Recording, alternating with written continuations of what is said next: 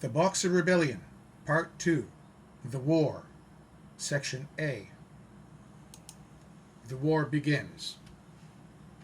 In January 1900, with a majority of conservatives in the imperial court, Empress Dowager Cixi changed her position on the Boxers.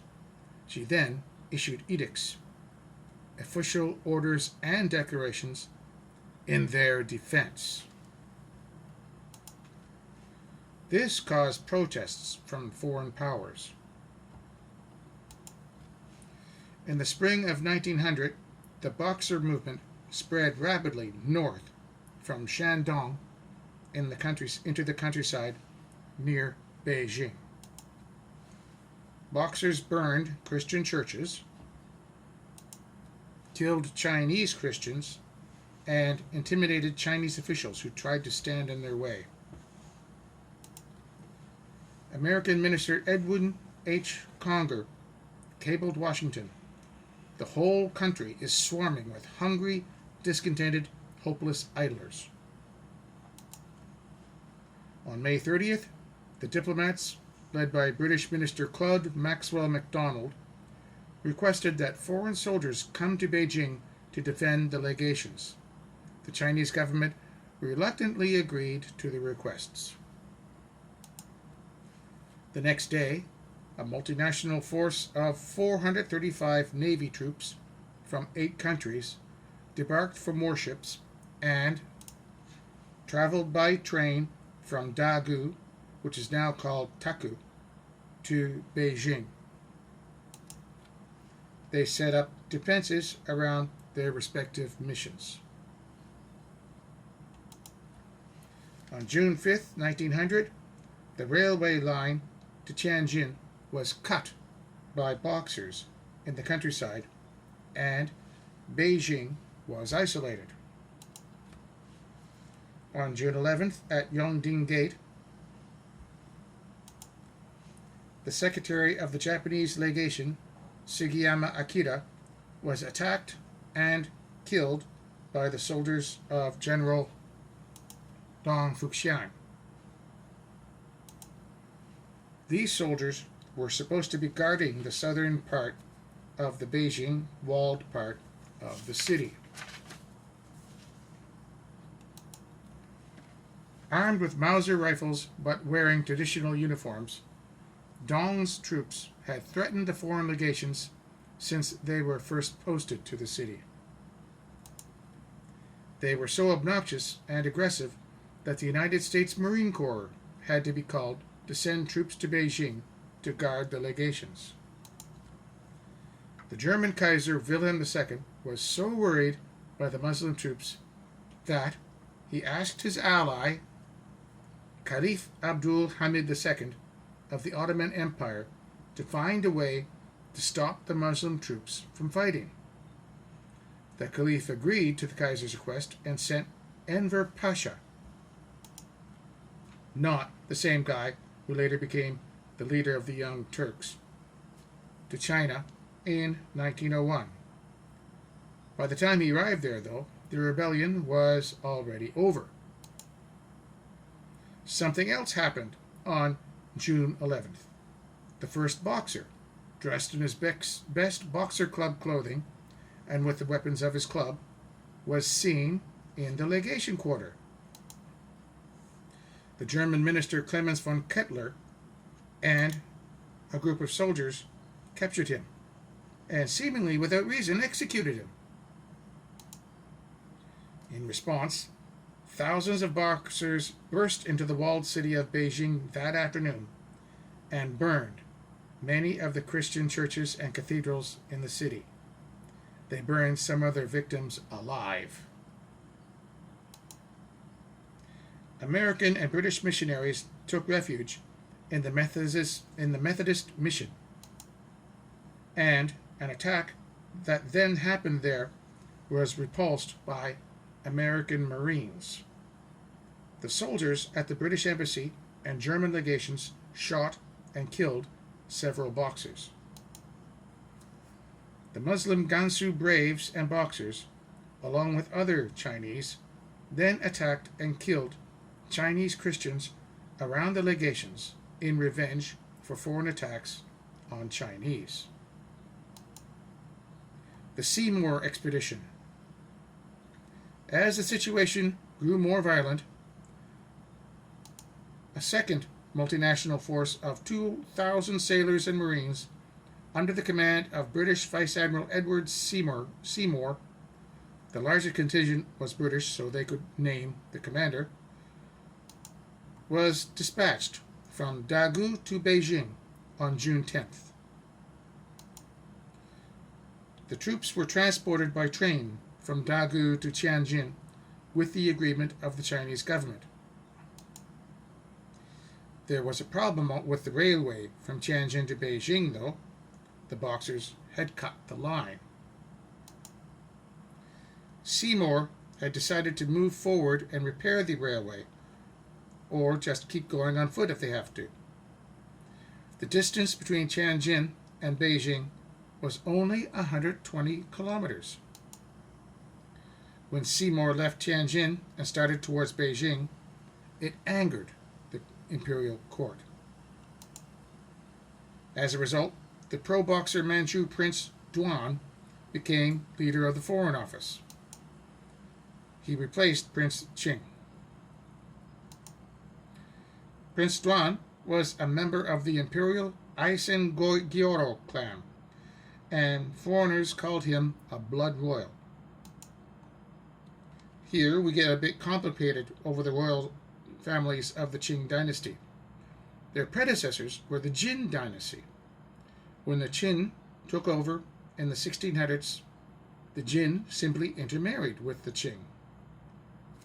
The Jin Dynasty traces back to being in power of China before the Manchus. This is why they claim to be blood royal, as they were originally Han. Empress Dowager Cixi had only one child from the emperor she married. He became the emperor from 1861 to 1875. When he died, the empress became the kingmaker, having various nephews to choose from. The Qing emperor was the son of her late husband. Prince Duan was related from further back in the royal line and was considered a second-line prince. Cixi chose him because he supported the politics she liked, and the Boxers followed him. She adopted him as her son, as next in line for the imperial throne. He became the effective leader of the Boxers and was extremely anti-foreigner. He soon ordered the Qing Imperial Army to attack the foreign forces. Confused by conflicting orders from Beijing, General Ni Shiqiang let Seymour's army pass by in their trains. After leaving Tianjin, the convoy quickly reached Langfang, but found that the railway line there to be destroyed too. Seymour's engineers tried to repair the line, but the Allied army found itself surrounded, as railway both behind and in front of them had been destroyed. Then they were attacked from all directions by Chinese irregulars and Chinese governmental troops. 5,000 of Dong Fuxiang's Gansu braves and an unknown number of Boxers won a costly but major victory over Seymour's troops at the Battle of Langfang on June 18th. As the Allied European army retreated from Langfang, they were constantly fired upon by cavalry, and artillery bombarded their positions. It was reported that the Chinese artillery was superior to the European artillery, since the Europeans didn't bother to bring along much for the campaign.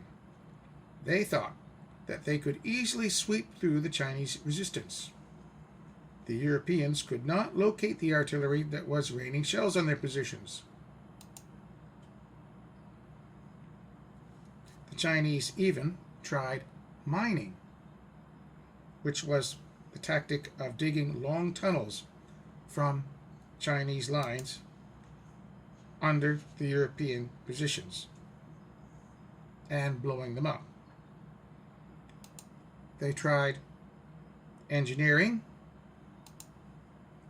flooding, and simultaneous attacks as well. The Chinese also employed pincer movements, ambushes, and sniper attacks with some success against the foreigners. News arrived to Seymour about the attacks on the foreign legations. Seymour decided to continue with his advance. This time, he tried to move along the Beihai River towards Tongzhou, 25 kilometers from Beijing. By the 19th, they had to give up due to stiffening resistance and started to retreat southward along the river with over 200 wounded. The force commandeered 4 civilian Chinese junks along the river, and they loaded all their wounded and remaining supplies onto them and pulled them along with ropes from the riverbanks. By this time, they were very low on food, ammunition, and medical supplies. Unexpectedly, they happened upon the great Zhigu arsenal. This was a hidden Qing munitions cache of which the Allied powers had no knowledge of until then. They immediately captured and occupied it. In the arsenal, they found Krupp field guns, rifles, millions of rounds of ammunition, millions of pounds of rice, and lots of medical supplies. They dug in and awaited rescue. A Chinese servant was able to infiltrate through the Boxer and Qing lines, informing the 8 powers of the Seymour troops' predicament. Surrounded and attacked almost around the clock by Qing troops and Boxers, they were at the point of being overrun. On June 25th, a regiment composed of 1,800 men, which were 900 Russian troops from Port Arthur, 500 British seamen, and an ad hoc mix of other assorted alliance troops, finally arrived on foot from Tianjin to rescue Seymour. Seymour then had the field guns spiked, which means making them unusable, and set fire to any munitions that they could not take. That was a lot of stuff. Seymour, his force, and the rescue mission marched back to Tianjin, unopposed, on June 26th. Seymour's casualties during the expedition were 62 killed and 228 wounded. Meanwhile, in Beijing, on June 16th, the Empress Dowager Cixi summoned the imperial court for a mass audience and talked about the choices between using the Boxers to evict the foreigners from the city or seeking a diplomatic solution. One high official said that he doubted the silly claim of the Boxers' logic. Cixi replied, "Both sides of the debate at the imperial court realized that popular support for the Boxers in the countryside was almost universal, and that suppression would be both difficult and unpopular, especially when foreign troops were on the march." There were 2 factions in the debate. One side were anti-foreigners who viewed foreigners as invasive and imperialistic and evoked a nationalist populism. They advocated taking advantage of the Boxers to achieve the expulsion of foreign troops and foreign influences. The pro-foreigners wanted rapprochement, or peace and getting along with foreign governments. They saw the Boxers as superstitious and ignorant.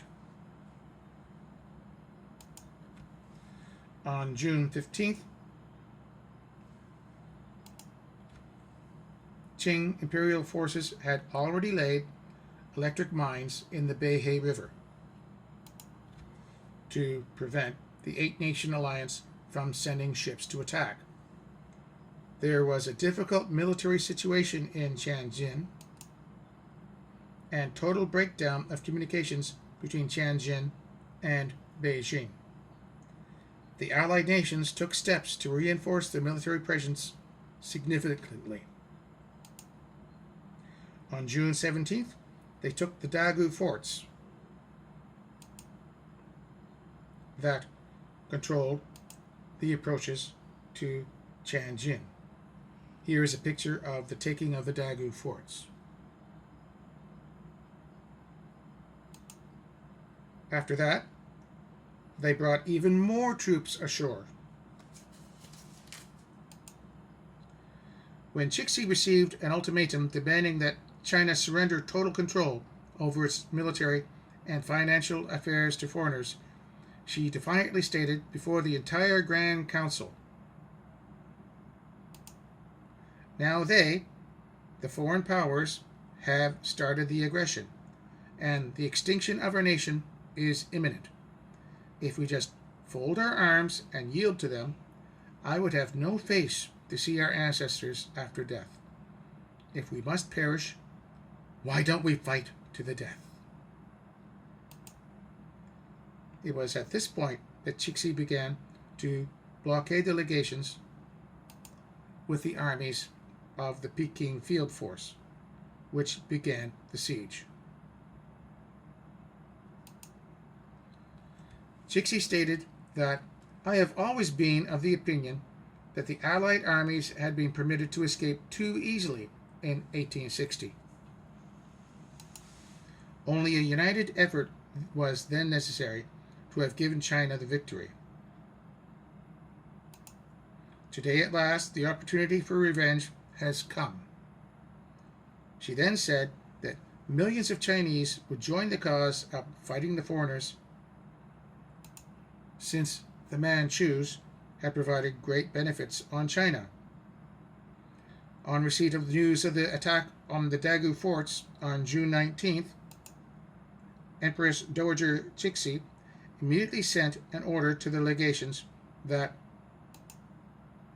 the diplomats and other foreigners depart Beijing under escort of the Chinese army within 24 hours.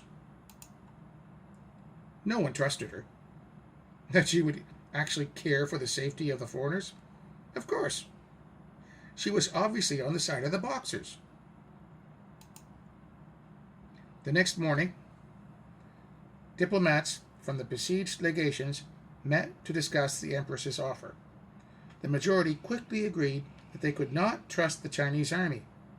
Fearing that they would be killed, they agreed to refuse the Empress's demand. The German imperial envoy, Baron Clemens Freiherr von Ketteler, was infuriated with the actions of the Chinese army troops and determined to take complaints to the royal court. Against the advice of the fellow foreigners, the Baron left the legations with a single aide and a team of porters to carry his sedan chair. On the way to the palace, von Ketteler was killed on the streets of Beijing by a Manchu captain. His aide managed to escape the attack and carried word of the Baron's death back to the diplomatic compound. At this news, the other diplomats feared that they also would be murdered if they left the legation quarter, and they chose to continue to defy the Chinese order to depart Beijing. The legations were quickly fortified. Most of the foreign civilians, which included a large number of missionaries and businessmen, took refuge in the British legation. This was the largest of the diplomatic compounds. Chinese Christians were mainly housed in the adjacent palace, also known as the Fu, or Prince Su, but they were forced to abandon this by the foreign soldiers as it was part of the defense plan for the legations. On June 21st, Empress Dowager Cixi declared war against all foreign powers. Regional governors who commanded large modernized armies, such as Liu Hongzhang at Canton, here, Yuan Shikai in Shandong, Zhang Zhidong at Wuhan, and Liu Kunyi at Nanjing, refused to join in the imperial court's declaration of war and withheld knowledge of it from the public in the south. Yuan Shikai used his own forces to suppress Boxers in Shandong, and Zhang entered into negotiations with the foreigners in Shanghai to keep his army out of the conflict.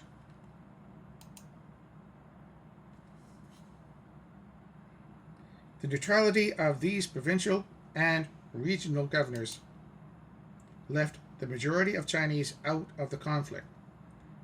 They were called the Mutual Protection of Southeast China. The legations of the United Kingdom, France, Germany, Italy, Austria-Hungary, Spain, Belgium, the Netherlands, the United States, Russia, and Japan were located in the Beijing Legation Quarter, south of the Forbidden City. The Chinese army and Boxer irregulars besieged the Legation Quarter from June 20th to August 14th, 1900. A total of 473 foreign civilians, 409 soldiers, Marines, and sailors from 8 countries, and about 3,000 Chinese Christians took refuge there.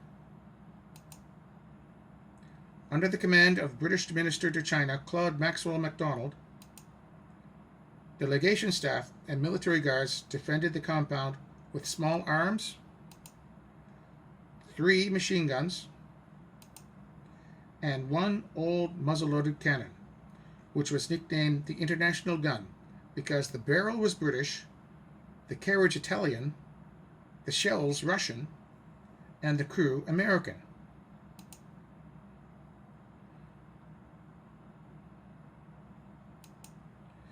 Chinese Christians in the legations led the foreigners to the cannon, and it proved important in the defense. Also under siege in Beijing was the northern cathedral, called the Beitan, or of the Catholic Church. The Beitan was defended by 43 French and Italian soldiers, 33 Catholic foreign priests and nuns, and about 3,200 Chinese Catholics. The defenders suffered heavy casualties, especially from lack of food and mines, which the Chinese exploded. These were tunnels that were dug beneath the compound. The number of Chinese soldiers and Boxers besieging the legation quarter and the Beitan is unknown. On June 22nd and 23rd, Chinese soldiers and Boxers set fire to areas north and west of the British legation, using it as a frightening tactic to attack the foreigners. The nearby Hanlin Academy, a complex of courtyards and buildings that housed the best of Chinese scholarship and, in their opinion, the oldest and richest library in the world, caught fire.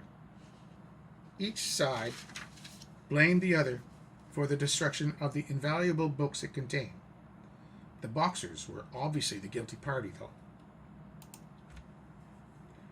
After the failure to burn out the foreigners, the Chinese army adopted an anaconda-like strategy.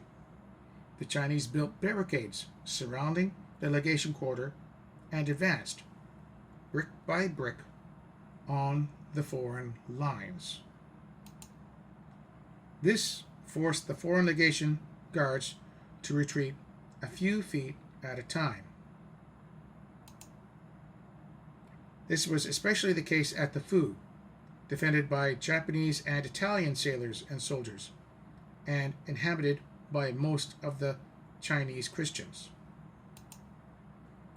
Fusillades of bullets, artillery, and firecrackers were fired at the legations almost every night. They did very little damage, though.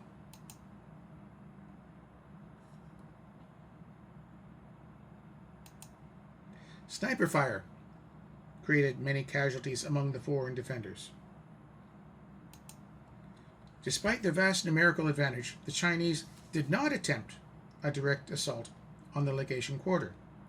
In the words of one of the besieged, it would have been easy by a strong, swift movement on the part of the numerous Chinese troops to have annihilated the whole body of foreigners in an hour.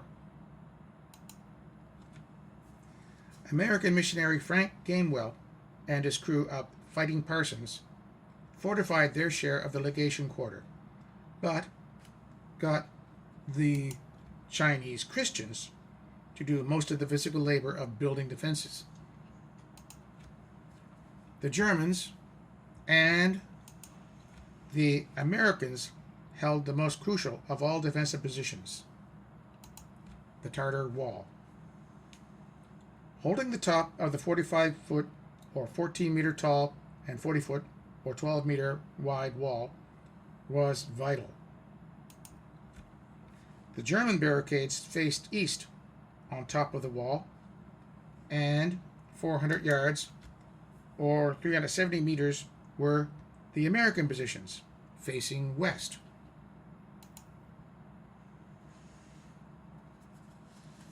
The Chinese advanced toward both positions by building barricades closer and closer. The men feel they are in a trap, said American Commander John T. Myers, and simply await the hour of execution. On June 30th, the Chinese forced the Germans off the wall, leaving the American Marines alone in its defense. At the same time, a Chinese barricade was advanced to within a few feet of the American positions, and it became clear that the Americans either had to abandon the wall or counterattack and force the Chinese to retreat. At 2 a.m. on July 3rd, 56 British, Russian, and American Marines and sailors, under the command of Captain Myers, attacked the Chinese barricade on the wall. The attack caught the Chinese sleeping, killed about 20 of them, and expelled the rest of them from the barricades. The Chinese did not attempt to advance their positions on the Tartar Wall again for the remainder of the siege. According to Sir Claude MacDonald, July 13th was the most harassing day of the siege. The Japanese and Italians in the Fu were driven back to their last defense line. The Chinese detonated a mine beneath the French legation, pushing the French and Austrians out of most of the French legation. On July 16th, the most capable British officer was killed, and the journalist George Ernest Morrison was wounded. On July 17th, American Minister Edward Hurd Conger established contact with the Chinese government, and an armistice was declared by the Chinese. More than 40% of the legation guards were dead or wounded. The reason why the Chinese called the armistice was obviously the news that an Allied force of 20,000 men had landed in China, and they were coming for retribution.